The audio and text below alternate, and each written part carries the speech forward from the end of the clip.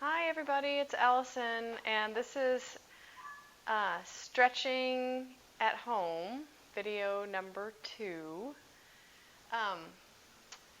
Not as much light today, so I apologize, and I'm a little bit farther away from you because we're going to be doing some stretches at the wall, and I'm going to use the wall for balance, and I'm going to be standing up, so that's the reason for that.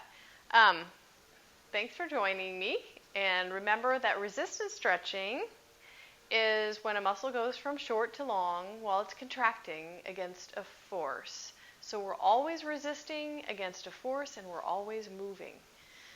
Today we're going to be starting with the groin stretch. And this is kind of a double stretch. It's for your traps and your groin. We're using our arms to push our knees. As you can see, I'm really open in this position. Some of you might be up here, and that's okay. Just work within your range of motion. Don't push it. Your hip bones may be different, or maybe you're just really tight in here. Don't push it too hard. All right, so we're starting in this butterfly position. You're going to bring your knees towards each other. Your arms are going to push out the opposite direction. So as my knees pull in, I'm slowing the movement down by pushing out with my elbows. And then I'm going to push out with my elbows and let my arms win. My knees are still pulling in. And there's your groin stretch. So it's just like a butterfly, but we're moving and resisting. Now the shoulders, the traps, are also getting a really nice stretch here, a little bit of rhomboids. So when you bring your knees together, just relax your shoulders down, let them spread open in the back, and let them stretch. So honestly, for me, I'm in this for the shoulder stretch because as you can see, I'm very open in my groin. It's more of a strength exercise for me just to keep my groin strong. So I'm mostly focusing on strength, but for you, it might be that you focus more on the stretching part of it. And I really like the shoulder stretch. It's a good one. Nice thing about this one is you can do both legs at the same time, so you save some time.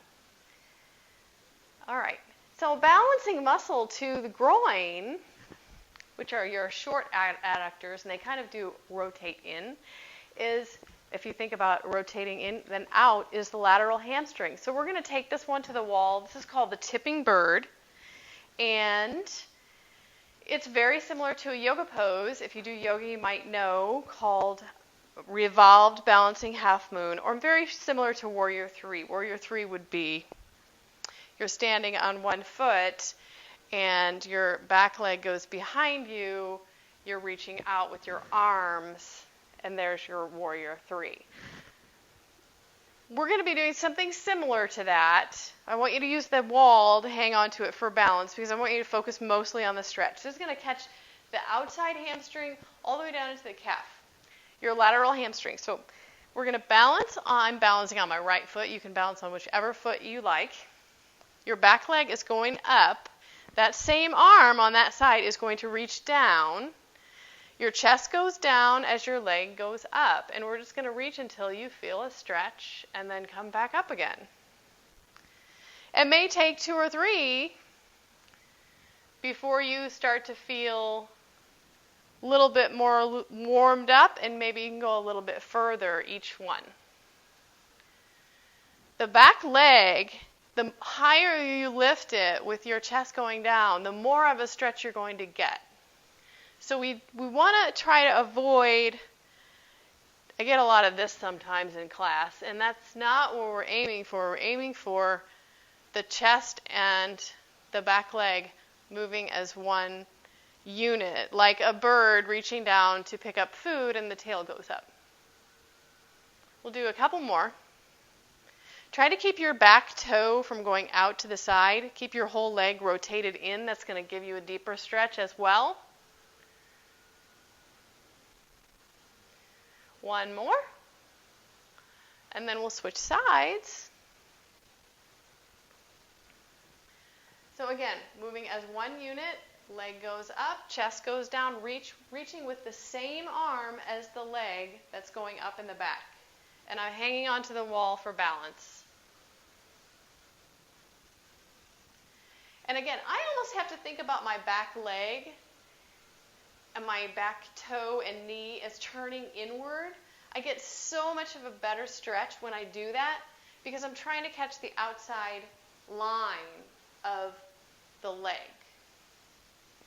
So if I toe out, I'm just going to be catching the inside line of my leg, and I want to catch the outside. So that's why I sometimes almost have to think about pigeon-toeing my back foot so that I can really get into that lateral line.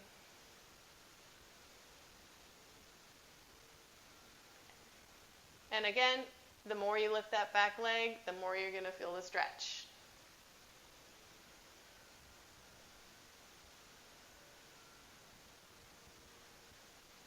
And we'll do a couple more.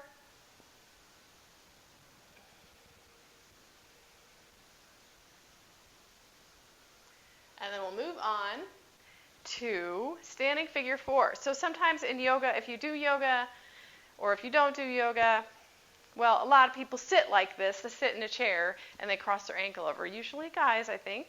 Ladies, we sit like this, right? So it's the same concept.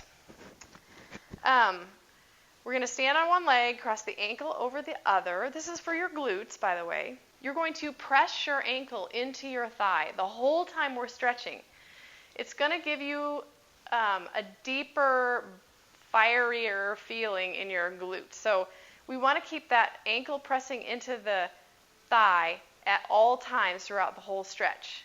You can turn and balance, hang onto the wall with this one as well. I'm going to choose to balance because I just like the challenge of balancing. So ankles pressing into the thigh. I'm pushing my hips back behind me. I'm sticking my butt out, and I'm going to bend the standing leg all the time, pressing the ankle into the thigh, and then coming right back up again. I'm going to use this leg to come back up. I actually get a little TFL stretch when I do that. Pressing the ankle into the thigh, and then coming back up again.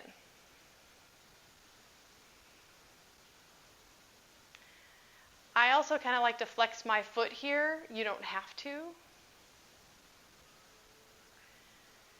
So as you come up, if you can kind of feel, you will, as you stand, you'll get a little TFL stretch. And we're going to do a TFL stretch later, before the video ends. And then switch legs. So stand, cross, balance, push the ankle into the thigh. Blossom your bottom behind you. Somebody else said booty or patootie or something like that. Whatever you like to call it. But we do want to just stick that butt out as much as you can behind you. And also keep remembering to press the ankle into the thigh. Keep pressing into the thigh as you come up for strength. I'm just using prayer because, I don't know, that's what we do in yoga, so just feels natural to me, but you can do whatever you want with your arms.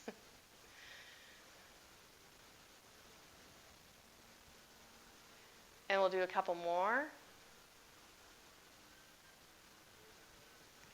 And then we're going to come down and do the adductors. So there's a longer adductor.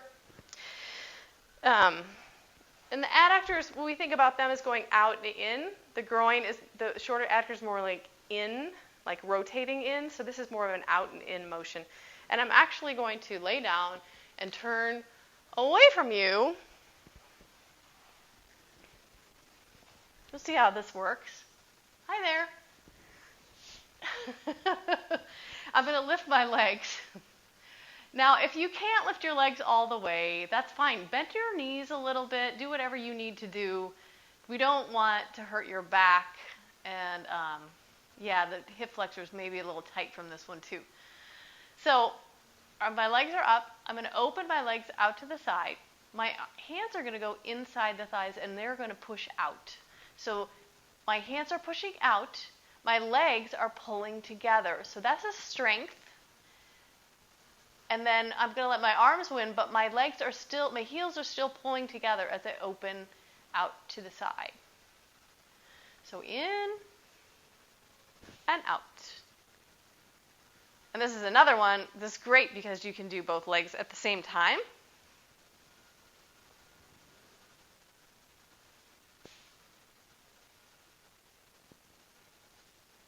And another thing that you can do with this one is toe out as you bring the heels together and toe in as the heels come apart. That will catch that longer gracilis that goes past the knee joint.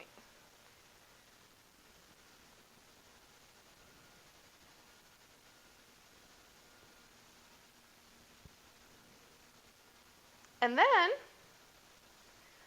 I'm going to come up and turn around, and we're going to do a TFL stretch. And this TFL stretch, I'm going to come a little bit closer because I can. This TFL stretch is taught many ways. This is just the way that I like to do it because it's easier in class. I can get more people into it, like less flexible people into it. So I'm going to take my hands behind me. I guess I can't move that close. And I'm going to cross my ankle over my knee. You can do that. You can move your foot away a little bit more. That's fine. And I'm going to rotate my knee out to the side. So some of you might already be getting a stretch. The stretch is here. It's right on the side of your hip. You're going to catch glute medius a little bit, glute minimus, and that TFL as well. But if you can, even if you go an inch or two, you can open to the side, start pressing the top knee down toward the other foot. So that's the motion.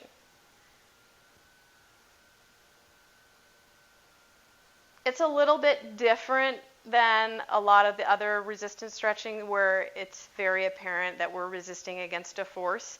But this stretch is very effective. And this is the TFL, tensor fascia latae, is a hard muscle to stretch. And it feeds right into the IT band. So if you have IT band issues, this is the muscle you want to be stretching, along with a lot of the muscles on the outer side of the leg. So we'll switch sides. So cross over, knee goes out to the side. This might be as far as you want to go. Out to the side, pressing the knee down toward the ankle if you want to go farther. So those of you who do yoga, and there's a pose called Agastambhasana, which is double pigeon. This is a great way to increase your flexibility to be able to sit in that pose. It's one of the poses they use in yin yoga. And I remember going to 8 years of classes and still trying to get into this pose. And I'm the one in class that's like having to sit here for 3 minutes like this. And, it was like, get down there. But once I started doing this TFL stretch, now I can do it, no problem. Took me maybe a year of just practicing this, not even, once every couple weeks. So these stretches really do help with your yoga practice. Also, if you're learning to get into the lotus position and your hips just aren't open enough, it may be that your TFL is just super tight. So